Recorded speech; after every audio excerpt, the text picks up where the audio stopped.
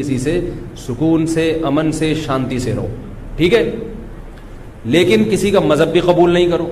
دیکھو ہندو بھی ہیں ہمارے ملک میں, عیسائی بھی ہیں, وہ تو بالکل ہی الگ مذہب ہے نا, وہ تو اللہ رسول کو صاف لفظوں میں انکار کرتے ہیں. تو ہم کہتے ہیں بھائی ٹھیک ہے, تم لکم دینکم ولی دین, تم جاؤ, تمہیں جو سمجھ میں آتا ہے کرو. تو ایسے ہی شیعہ سنی کا جو اختلاف ہے وہ اگر زبان کی حد تک رہے, دلائل کی حد تک رہے تو ٹھیک ہے. لڑائی بڑائی والا معاملہ ہوگا تو معاملہ کیا بنے گا, کیچڑ اچھالنا ایک دوسرے پہ. تو میں ایک بات آپ سے کر رہا ہوں کہ آپ اپنے بارے میں یہ فیصلہ کریں کہ آپ کیا ہیں, یا تو ادھر ہو جائیں یا ادھر ہو جائیں. تو اگر آپ شیعہ ہیں ٹھیک ہے, پھر وہ جو کر رہے ہیں وہ ان کا مسلک ہے, آپ کریں وہ جائیں. لیکن اگر آپ سنی ہیں تو پھر آدھا سنی آدھا ادھر آدھا ادھر, بیچ کا نہ بنے. میں بھی بیان میں عرض کر رہا تھا نا آخر میں کہ بیچ کا کسی کو بھی پسند, میرا خیال ہے آپ لوگ کو ہوتا ہے, شاید نہیں ہوتا نا کسی کو بھی پسند. قدرت نے کسی کو بیچ کا بنا دیا اللہ کی طرف سے, وہ تو اللہ کی طرف سے آزمائش ہے, لیکن خود سے کبھی بھی بیچ کا بننے کی کوشش مت کرو. تو یا تو ادھر ہو جاؤ یا ادھر ہو جاؤ. اب ہمارے ہاں لوگ کیا کر رہے ہیں, جو سنی ہیں سنی, محرم میں حلیم پکا رہے ہیں, حلیم کھا رہے ہیں, محرم میں سبیلیں لگا کے بیٹھے ہوئے ہیں, سبیلوں سے پانی پی رہے ہیں, محرم میں مرثیے سن رہے ہیں, رکشے والے بھی مرثیے لگا کے, ٹیکسی والے بھی مرثیے لگا کے. تو بھائی یہ اسلام نہیں ہے, یہ سمجھ رہے ہو. جو اس کو اسلام سمجھتا ہے وہ کرے, لیکن ہم سنی مذہب جو ہے وہ اس کی نظر میں یہ اسلام نہیں. نبی صلی اللہ علیہ وسلم نے لعنت فرمائی ہے میت پہ نوحہ کرنے والوں پر, سمجھ رہے ہو. آپ نے فرمایا جو گریبان پھاڑے وہ ہم میں سے نہیں ہے. میت پہ چیخنا چلانا, اس کو نبی صلی اللہ علیہ وسلم نے لعنت والا عمل قرار دیا ہے. شہادت پہ چیخنا چلانا کسی کی. حضرت جعفر طیار رضی اللہ تعالیٰ عنہ اہل بیت میں سے تھے, وہ جب شہید ہوئے ہیں جوانی میں, ان کی 4 بیویاں تھیں, بیوہ ہو گئیں. معذرت کے ساتھ یہ میں ٹاپک نہیں لا رہا, جو خود سے آ رہا ہے اسے آنے دو. اب شہید ہی چار بیویاں ہی بیوہ ہوئی تھی, تو میں ان کو آپ کی خوش کرنے کے لیے ایک تو نہیں کر سکتا نا. ان کی 4 بیویاں کیا ہو گئی, بیوہ ہو گئی. تو جب ان کے گھر میں اطلاع ملی ہے کہ آپ کے جوان شوہر شہید ہو گئے, تو ان کے رونے کی آوازیں آئی ہیں, چیخنے چلانے کی آوازیں آئی. آپ صلی اللہ علیہ وسلم کو اتنا غضب آیا, آپ نے فرمایا کہ جاؤ خاک پھینک کر آ جاؤ ان کے منہ میں, اب ان سے کہو کہ اپنی آوازوں کو پس کریں. حضرت جعفر طیار بھی اہل بیت میں سے تھے, نبی کے سگے چچا کے بیٹے تھے. تو اہل بیت کی شہادت پر آپ صلی اللہ علیہ وسلم نے چیخنے چلانے سے, رونے سے منع کیا. اور حضرت جعفر طیار ظلمن شہید ہوئے تھے نا, ظلم ہوا تھا ان کے اوپر. تو اسی طرح ہم یہ کہتے ہیں کہ جیسے حضرت جعفر طیار اہل بیت میں نبی کے سگے چچا زاد بھائی, حضرت حسین نبی کے نواسے, تو جیسے حضرت جعفر طیار کی شہادت پہ چیخنے چلانے والے کو نبی صلی اللہ علیہ وسلم نے پسند نہیں کیا. حالانکہ ان کی بیویوں کا رشتہ, بیوی کا جتنا قریبی رشتہ اپنے شوہر سے ہوتا ہے, اتنا قریبی رشتہ ہمارا حضرت جعفر طیار یا حضرت حسین سے نہیں ہے. رشتہ یقیناً ہے, مگر اتنا قریبی نہیں جتنا بیوی کا ہوتا ہے, اولاد کا ہوتا ہے. تو جب بیویوں کو رونے کی اجازت نہیں ہے, جو سب سے زیادہ متاثر ہوئی ہیں, تو ہم اور آپ کو حضرت حسین کی یاد میں چیخنے چلانے کی اجازت کہاں سے ہوگی؟ ہم زیادہ فنٹر بننے کی کوشش کیوں کر رہے ہیں بھائی, زیادہ آگے نکلنے کی کوشش کیوں کر رہے ہیں؟ یقیناً اہل بیت سے ایمان, اہل بیت سے محبت ہمارے ایمان کا جزو ہے, مگر اس محبت کا اظہار اس طرح سے کرنا ہے جس طرح سے اہل بیت سے محبت کا نبی نے حکم دیا ہے. نہیں آ رہی میرا خیال ہے بھائی, پولیس کی تو ضرورت نہیں ہے. جس طرح سے حکم دیا ہے بھائی اس طرح سے اہل بیت سے محبت کرنی ہے, اپنی طرف سے نہیں کرنی ہے آپ نے. تو پہلی بات تو یہ حدیث سمجھ میں آ گئی, اور آپ صلی اللہ علیہ وسلم نے چیخنا چلانا, گریبان پھاڑنا اور یہ سب کے منع کیا ہے. تو سنی مذہب میں ماتم کی اجازت, چیخنے چلانے کی, ہا ہو کرنے کی اجازت نہیں ہے. سمجھ رہے ہو بات کو؟ تو آپ یہ کام نہ کریں, مرثیے آپ نہ سنیں, انہیں سننے دیں, انہیں کرنے دیں. آپ رکشہ ٹیکسی چلا رہے ہو, کہہ رہے محرم کے احترام میں گانے نہیں لگاؤں گا, مرثیے لگا دوں گا. بھائی نہ گانے لگاؤ نہ مرثیے لگاؤ. اور مرثیوں میں جس طرح سے اہل بیت کا نام لیا جاتا ہے, اس میں اہل بیت کی عزت نہیں ہے بلکہ اہل بیت کی توہین ہے. ہائے زینب, ہائے یوں, ہائے یوں. آپ اپنے گھر کی عورتوں کو چاہتے ہو کہ سڑک پہ ان کا اس طرح سے ہائے ہائے کر کے نام لیا جائے روڈ پہ؟ جب ہم اپنی عورتوں کے لیے ایسی توہین برداشت نہیں کرتے، وہ عورتیں جن کے تقدس کی قسم اٹھائی جا سکتی ہے، جن کے ناخن بھی کوئی نامحرم نہیں دیکھ پاتا تھا، اہل بیت عورتیں تھیں، نبی صلی اللہ علیہ وسلم کی نواسیاں، نبی صلی اللہ علیہ وسلم کے خاندان کی عورتیں، حضرت حسین رضی اللہ تعالیٰ عنہ کے خاندان کی عورتیں، تو ان کے بارے میں میرے بھائی کیسے یہ برداشت کیا جا سکتا ہے کہ کوئی بھی چیخے چلائے ان کا نام اس طرح سے توہین آمیز لہجے سے؟ اسلام نے اکرام سکھایا ہے، عزت اور احترام سکھایا ہے، اور عزت و احترام کے اصول اور آداب بھی سکھائے ہیں. تو اس لیے آپ لوگ یہ کام نہ کریں، جو کر رہا ہے اس سے بحث بھی نہ کریں. بولے میں ٹھیک ہے تمہارا مسلک ہے تو کوئی بات نہیں، تم کر لو، ہم ہی نہیں کریں گے. تو یہ جو سبیلیں لگائی جا رہی ہیں، یہ کہا جاتا ہے کہ حضرت حسین کی یاد میں. تو یہ بھی ایک عجیب بات ہے، حضرت حسین رضی اللہ تعالیٰ عنہ اگر پیاس سے شہید ہوئے تو پانی پی کے یاد منائی جائے گی یا پانی سے اوائڈ کر کے یاد منائی جائے گی؟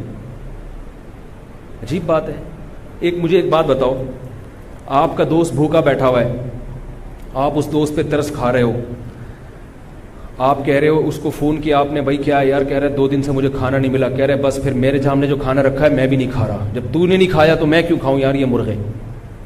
یہی ہوتا ہے نا یار، جب تو 2 دن سے بھوکا ہے تو میں بھی تو ایک وقت کا ناغہ کروں نا کھانے کا. لیکن آپ نے کیا کیا؟ آپ نے دوست کو فون کیا، تجھے کھانا ملا؟ کہہ رہے 3 دن سے بھوکا ہوں. آپ نے کہا یار بہت افسوس ہوا یار، ایسا کر 2 پراٹھے لے کر آ، ہوٹل کے بیرے کو آرڈر، 2 انڈے لے آ اور 2 دودھ پتی لے آ. ویسے تو 1 پراٹھا کھاتا تھا، آج کتنے کھاؤں گا؟ 2 کھاؤں.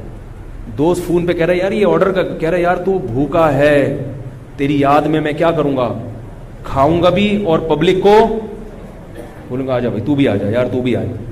یہ کامن سینس، میری جو سینس ہے بھائی، میں سنی ہوں تو مجھے یہ والا چیز صحیح لگ رہی ہے. اگر پھر بھی آپ کو امام حسین کی یاد میں آپ کہتے ہیں شربت پئیں گے بھی، پلائیں گے بھی، ٹھیک ہے، آپ کو سمجھ میں آ رہا ہے، میں بندوق لے کے کسی کے پاس نہیں آؤں گا. لیکن مجھے جو یہاں ممبر پہ بٹھایا گیا ہے وہ بات کرنے کے لیے جو میری سمجھ میں آ رہی ہیں. کیا خیال ہے بھائی؟ تو اس لیے یہ سبیلیں چھوڑ دیں. پیاسے کو پانی پلانا یہ پورے سال سنت ہے، اور پیاسے کو پانی پلاؤ ایسی جگہ پہ جہاں پانی نہ ہونا. شہر میں سب جگہ پانی ہوتا ہے، سب جگہ پانی ہوتا ہے. تو یہ چھوڑ دیں، جو کر رہے ہیں ان کو کرنے دیں. چھوڑنے کا مطلب یہ نہیں کہ آپ جا کے بحث کریں. آپ یہ کام نہ کریں، نہ سبیل سے پانی پئیں نہ سبیل سے پانی پلائیں، کیونکہ لوگ اس کو اسلام سمجھ رہے ہیں جبکہ یہ اسلام نہیں ہے. سمجھ رہے ہیں؟ اس طرح محرم میں حلیم کا جو فلسفہ بیان کیا جاتا ہے وہ یہ بتایا جاتا ہے کہ حضرت حسین کو کچھ بھی نہیں ملا تھا، کھانے کو کچھ بھی نہیں ملا تھا، تو ہم اب سب چیزوں کا ایک مرغوبہ بنا کے پبلک کو کھلائیں گے، جس سے یہ پتہ چلے گا کہ دیکھو حلیم میں گوشت بھی ہے تو حضرت حسین کو گوشت بھی نہیں ملا، حلیم میں چاول بھی ہے تو چاول بھی نہیں ملے ان کو، حلیم میں دال بھی ہے تو ان کو دال بھی نہیں ملی، حلیم میں جو بھی ہے تو ان کو جو بھی نہیں ملی. تو حلیم ایک ایسی ڈش ہے جس میں اتنی ساری چیزیں آتی ہیں کہ یہ ساری چیزیں ایک جگہ جمع کسی اور ڈش میں نہیں ہوتی. تو سب چیزیں کھلانے کا ہمیں ثواب مل جائے گا. یہ بھی وہی ہے کہ انہیں کچھ بھی نہیں ملا اور آپ ان کی یاد میں سب کچھ کھا بھی رہے ہو اور سب کچھ کھلا بھی رہے ہو حلیم کے نام. تو یہ بھی کامن سینس کی چیزیں نہیں ہیں، اس لیے چھوڑ دو اللہ کا واسطہ. لوگ کیا کہتے ہیں، میں محرم میں حلیم اس نیت سے نہیں پکا رہا، میں تو ویسے ہی پکا رہا ہوں. تو ویسے ہی تو نے سفر میں کیوں نہیں پکایا؟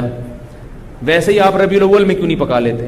ویسے ہی آپ رمضان میں کیوں نہیں پکا لیتے؟ آج ہی ویسے ہی خیال آیا ہے. تو بھائی چھوڑ دو. یہ اسلام خدا کی قسم بدنام ہو رہا ہے دنیا میں. غیر مسلم جب یہ اسلام دیکھے گا اس کو اسلام میں اٹریکشن نظر آئے گی، وہ حلیم کھانے کے لیے مسلمان ہوگا، وہ شب برات کے پٹاخوں کے لیے، حلووں کے لیے ہوگا. نبی سے صحابہ نے پوچھا کہ اسلام کیا ہے، تو آپ صلی اللہ علیہ وسلم نے مختلف حدیثوں میں اس کا مختلف جواب دیا ہے. ایک جگہ فرمایا کہ اسلام ہے کلمہ شہادت، صرف ایک خدا ہے ہمارا، اور نماز قائم کرنا، زکوٰۃ ادا کرنا، حج کرنا اور روزے رکھنا. ایک جگہ فرمایا اسلام یہ ہے کہ تم غربا کا خیال کرو، ان تطعم الطعام، لوگوں کو کھانا کھلاؤ. یہ مطلب نہیں حلیم کھلاؤ، کھانے کا مطلب یہ کہ لوگوں کی بنیادی ضرورتیں سارا سال پوری کرو. اس کو سفر میں ضرورت ہے تو محرم کا انتظار مت. جب غریب کو موقع ملے کہ بھی دیکھو محلے پڑوس میں رشتہ داروں میں کوئی غریب ہے اس کا خیال کرو. آپ سمجھ میں نہیں آ رہی میرا خیال ہے. اچھا، تو اسی طرح جو میں نے عرض کیا آپ کو، یہ جو قصے کہانیاں ہیں کربلا سے غیر ضروری واقعات، یہ میں نے بتایا کہ غلط ہوتے ہیں، ان کو بھی نہ سنا کریں آپ. ان کے غلط ہونے کی ایک دلیل تو میں بیان سے پہلے دے چکا ہوں. ایک اور دلیل کہ جو خطیب لوگ چاہے وہ شیعہ ہوں یا بعض سنی، سب میں ہیں ایسے لوگ.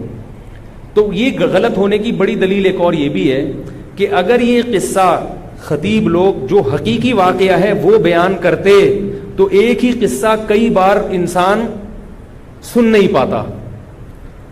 نہیں آ رہی بات بھائی؟ یہ قصہ اب جیسے میں نے یہ قصہ آج بیان کر دیا، واقعہ بیان کیا، اب میں دوبارہ یہ واقعہ بیان کروں تیسری، آپ بولو گے یار تھک گئے مولوی صاحب، ٹاپک چینج کرو.